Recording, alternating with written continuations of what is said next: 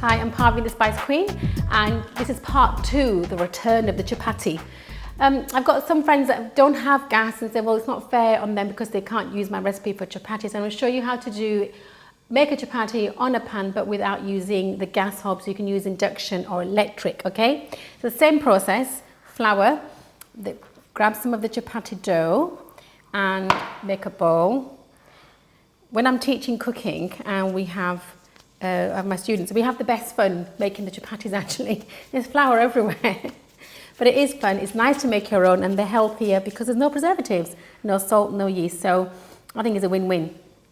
There's the bowl again, gonna just make it into like a little sphere and then roll it out. Actually, when I was learning to roll out, I couldn't really roll out straight, and my mum used to roll them out without touching it. And actually, in fact, you would think that's the motion, but it's not, because the motion I'm using is that. So actually, I'm going round and round and round, so the chapatti turns all by itself. But actually, I noticed in my local supermarket, you can buy ready-made chapattis. But guess what? They have preservatives in them. So if you want to be a little bit healthier and cook from scratch, just watch the video and follow.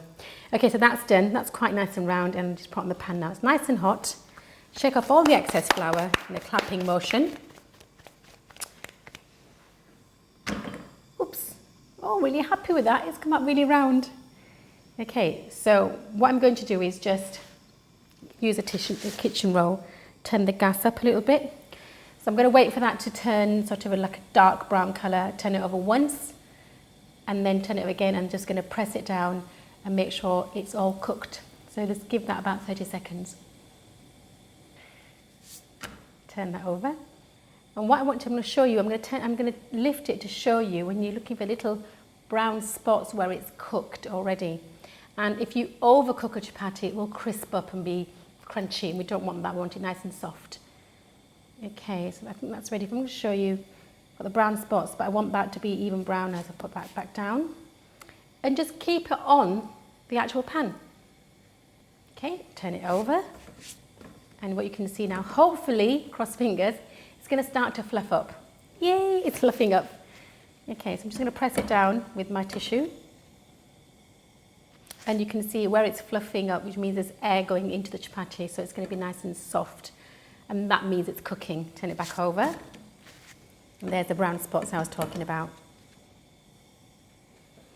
Okay. So where it's brown, that's cooked. And where it's still sort of that dark brown, that's where the flour is raw. We don't want that. We don't want raw chapattis. You can turn it over one more time, and I think that's done. Just keep practicing. It is not easy, and it took me years to learn to make chapattis. But once you do master the technique, I promise you, you're going to make them. You're not going to buy them. You're going to show it to your friends and family and make hot butter chapattis at home. But remember what I said, there's only one problem. They are addictive. Gas off. There you go. Chapattis.